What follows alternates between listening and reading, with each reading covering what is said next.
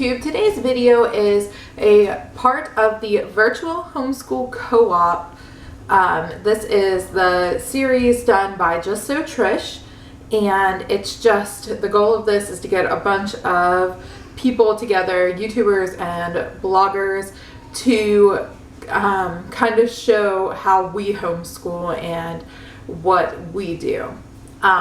So this video is all about introductions. So hello, my name is Rachel, and we have been homeschooling since the beginning. But I did 2 years of preschool with my daughter, 1 year of kindergarten, which was last year, and then this year we're doing first grade. She just turned 6, so that's 4 years we've been doing this, 3 or 4. And this year my son, who is 4, is doing his first year of preschool. And next year we'll probably be going into kindergarten with him. Where are we located in the world? We are in Pennsylvania.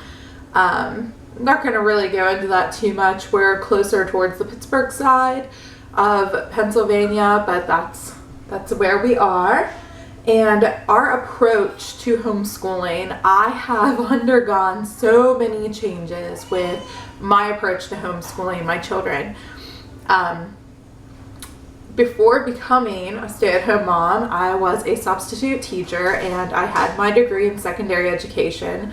I still have that degree, and my concentration was in biology. So I think that has helped me in some ways and hindered me in some ways. I like how a friend put it. She felt like she almost had to detox from that sort of environment and get used to the idea of how homeschooling works, because it's completely different. So for me, my first year of doing preschool with my daughter, we used a letter of the week program, and we just kind of followed. It's a free website, actually. So it's letteroftheweek.com, I believe. So I kind of used that as my jumping off point, and I used that as my guide for going through everything. And she learned a lot that year. She learned so much stuff. I mean, I think she was probably 2.5, 3 years old whenever we were doing, probably 3. I'm going to say 3. She was 3. And she just learned so much that year.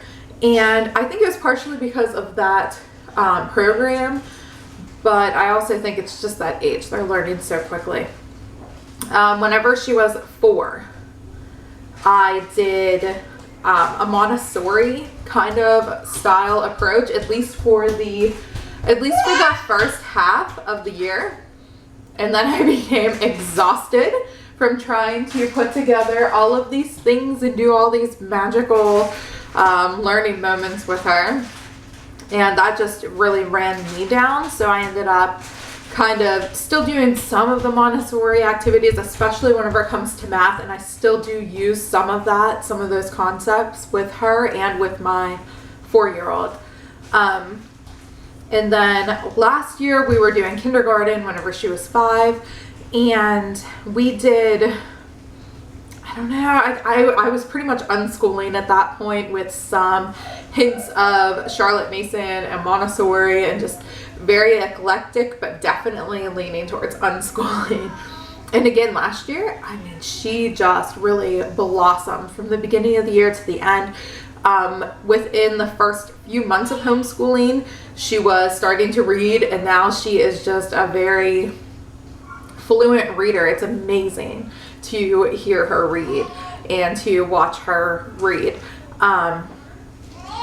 So that brings us to this year. This year I'm going full in with the Charlotte Mason method, and we're trying, we're doing it. I try to get in everything every single day that I feel like is outlined by Charlotte Mason, and everything that comes from Ambleside Online. That's what we're following as far as like the reading list and things like that go. But we're trying. It's difficult. It is not an easy one. And I think that it can be made easier, and I think I'm making it more difficult because I have the tendency to do that. But I don't know. We're doing it, and we are. I think we're on week 8 right now. So we're 8 weeks in. The way that I'm running this year is we're doing 6 weeks on, 1 week off, 6 weeks on, 1 week off. We're going to do 6 more weeks then, 2 weeks off for Christmas, and then we'll finish out the year doing the 6 weeks on, 1 week off. Because I need that break. I need that break to just be and breathe. And I like our first break we just spent on vacation, which was fabulous. But part of me feels like I didn't get quite the break I was looking for from that. So I'm looking forward to my next break, which the first day of that is October 31st. So I'm almost counting down to that. But I feel like that kind of ebb and flow is helping me stay on track and stay on point. Now, my 4-year-old just started his preschool. And that was the week after we came home was his first week. So last week was his first week. And I'm only doing 3 days a week of structured things. And we're doing just some math activities, some fun science reading stuff. He's there every day with us for Bible. And then I kind of will let him go play if he doesn't have other school stuff to do. I'm kind of doing... Well, I'm doing 1 letter a week, and I'm doing the letters based off of the order in which various places and websites say what order to teach them in as far as handwriting goes. I'm struggling with him with handwriting because he's a lefty most of the time, and I'm not a lefty, and I'm just trying to do my very best there, and I think I just need to help him gain that strength in his hand for writing. So that is my really big focus, because as far as math concepts go, he is soaring, he's doing wonderful. So I just kind of work in different activities as I see fit. As far as sounding out words, he's good with like beginning letters. Like I can say what starts with the letter L, and he can list off a bunch of letters or a bunch of words that start with the letter L. So those are kind of the sorts of things that we're doing right now, is working on letter sounds, things like that. I don't know, just your very simple, basic stuff. But with math, he is kind of beyond that just because of following in his sister's footsteps. I don't know. The last question that's here is, do you have a mission statement? The first thing that comes to my mind is survive, which probably isn't the best mission statement to have.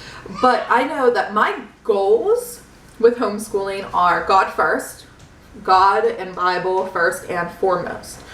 That's the first thing that we do during our homeschool day. Every day is the Bible and prayer, and if we're doing a hymn song that day, we do the hymn.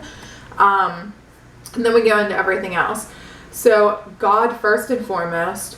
Second would be a love of learning and just learning how to learn, self-teaching. My daughter pretty much taught herself how to read, so I think we're doing okay. And they kind of know like what kinds of questions to ask in order to get answers to what they want to know. So God first, self-education second. Third is a love for God's creation, nature, outdoors. That is a big, big thing for me. I love being outside. I love, until the mosquitoes come out, that I bounce. But I think that it's important for our children to have a love of the world around them.